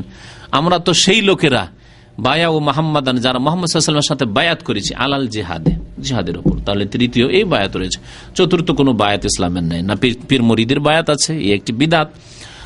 আর এই বিদআতে সর্বনাশ করেছে, কারণ পীরেরা এই শিখিয়েছে যে পীরের সামনে মুরিদ কিন্তু মুর্দার মতো, আপনাকে যেমন করে উল্টে পাল্টাই ওইরকমই থাকবেন, কিন্তু আমি কিচ্ছু বলবেন না। শুধু আর আমি পড়ে শুনিয়েছি আপনার যেটা হক্কানি পীর বলা হচ্ছে তার কিতাবে আছে, তার কিতাবে ওই চরমনের কিতাবে আছে স্পষ্ট এই ভাষায় যে যদি মুরিদকে পীর বলে যে তুমি কিসে বলেন, হ্যাঁ মদের ওপরও যায় নামাজ, মদে যায় নামাজ ডুবিয়ে নামাজ পড়ো তবু করবে। সুতরাং যে কোনো হারাম করতে বললে করবেন, এটা দিয়েই শিক্ষা দেওয়া হয়েছে। হক্কানি পীরের এই অবস্থা, মানে ওদের কাছে হক্কানি যদি এই অবস্থা হয় তাহলে বাতিল, সবগুলি বাতিল, তাদের অবস্থা কি হইতে পারে। সুতরাং এই পীরতন্ত্রের বায়াত চরম গুমরাহি। আর ওই রকমই ওর পিছনে পিছনে ধরে না আমিরদের বায়াত, সে যে কোনো সংগঠন হোক না কেন, এটি জায়েজ নয়। হ্যাঁ বলেন। সফরে এমন জায়গায় পৌঁছলাম যেখানে কোনো মসজিদ নেই, আজানও হয় না, সেখানে যদি নামাজের ওয়াক্ত আসে তবে কি আজান দিয়ে নামাজ পড়বো না শুধু ইকামত দিলে? বলছেন যে সফরে আমরা আছি আর আজানও শুনতে পাচ্ছি না আর কোনো মসজিদও নাই, তাহলে আমরা আজান দিয়ে নামাজ পড়ো না বিনা আজান নামাজ পড়ো? এই মর্মে স্পষ্ট হাদিস আছে। নবী করিম সাল্লাল্লাহু আলাইহি ওয়াসাল্লাম এমনকি বলেছেন তুমি যদি একা থাকো বাদিয়াতে, মানে একেবারে মরুভূমিতে যেখানে কোনো জনবস্তি নেই, তাহলে তুমি আর তোমার বকরি শুধু আছে, বকরি ছাগল চড়াচ্ছ আর একা আছো, তো আজান দাও। আর তোমার এই আজান মানুষ শোনক, জেন শোনক, কোন গাছ পালা যতদূর পর্যন্ত পৌঁছিবে, যতদূর পর্যন্ত তোমার এই আজানের আওয়াজ পৌঁছবে, ইল্লা শাহিদ আলাকা ইয়াউমাল কিয়ামা, কিয়ামতের দিনে সবকিছু সাক্ষী দেবে। মানুষ সাক্ষী দেবে, জিন সাক্ষী দেবে, বকরি ছাগল সাক্ষী দেবে যে আজান শুনেছিলাম, মোরগ সাক্ষী দেবে, পাখি সাক্ষী দেবে, গাছপালা সাক্ষী দেবে। সুতরাং আজান একা থাকলেও মাঠে আজান দিয়ে নামাজ পড়াই হচ্ছে ভালো, সুন্নত, তবে ওয়াজিব নয়। আর গ্রামে যেখানে জনবস্তি আছে, 2-4 জন আছে, আজান দেওয়া জরুরি। আজান না দিলে গুনাহগার হবে গ্রামওয়ালা। আজান তখন ফরজে কিফায়া। জি। তাসবিহ গণনার ক্ষেত্রে মালা ব্যবহার করা যাবে না? তাসবির ক্ষেত্রে হাতে তাসবিহ গণনা করাই সুন্নত, আর মালার তাসবিহ করা জায়েজ নয়, বরং এটি বিদআতি রাস্তা। একমাত্র ওদের জন্য যারা 33 পর্যন্ত গণনা করতে পারে না, ওর বেশি হাজার হাজার তাসবিহ শরীয়তে নেই, সুতরাং ওইগুলো গণনাতে আসে না। তাসবিহ করবেন 33 পর্যন্ত। এক যুগে ছিল মহিলারা 10 পর্যন্ত গুনতে পারতো না, বড় মহিলাদেরকে আমরা দেখেছি 10 গণনা জানতো না ওদের, অথবা ভুলে যায়, 80-90 বছর বয়স হয়ে গেছে, ভুলে যায় কতটা গণলাম না গণলাম ভুলে যায়, তাহলে তাসবিহ ধরিয়ে দেন, ঠিক আছে। ওদের জন্য শুধু জায়েজ হতে পারে, বাকি অন্য কারোর জন্য তাসবিহ তো রিয়াকারী লোক দেখানো হয়ে গেছে। তাসবিহ মানে আমি খুব মুসল্লি পরেশগার লোক, রিয়াকারী এই শিরক, এটা একটা শিরক। আর আরেকটা হয়েছে ফাসেকদের লক্ষণ। যত ড্রাইভার আছে এখানে চলে যান, এই তো ফাসেক গুলো নামাজ পড়ে না, নামাজের রক্তে তাসবিহ চলেছে, ফাসেকদের কাজ এগুলি। জি। এইদিকে সিগারেট খাচ্ছে, ওইদিকে তাসবিহ। সুতরাং ফাসেকদের সাদৃশ্যতা আর বেদাতীদের সাদৃশ্যতা তাসবিহ নাও, হাতে নাও। ফাসেক যারা বেনামাজি ফাসেক ড্রাইভার, বিভিন্ন জায়গার দেখছেন না, রাস্তার লাইনের ড্রাইভার, লিমোজিন ভাইরা রাখবেন না কিন্তু, কারণ ওই হলুদ ড্রাইভার গুলো বেশি এইরকম দেখা যায় ওদেরকে। যাই হোক, তো যে কোনো জাতিতে থাকে না কেন, এক ফাসেকদের সাদৃশ্যতা আর এক হচ্ছে বিদাতীদের সাদৃশ্যতা। নবী সাল্লাল্লাহু আলাইহি ওয়াসাল্লাম সাহাবায়ে কেরামরা এরকম দানা নিয়ে তাসবিহ করেননি, সুতরাং এই তাসবিহ করা সুন্নতের খেলাফ। গায়রুল্লাহর নামে কোন ফকির যদি ভিক্ষা চায় তাহলে তাকে ভিক্ষা দেওয়া যায়? গায়রুল্লাহর নামে, আল্লাহ ছাড়া অন্যের নাম নিয়ে যদি ভিক্ষা চায় তাহলে জায়েজ নয়, বরং ওকে নসিহত করেন, যদি তওবা করে তো ঠিক আছে, আর না হলে বিদায় করে দেন।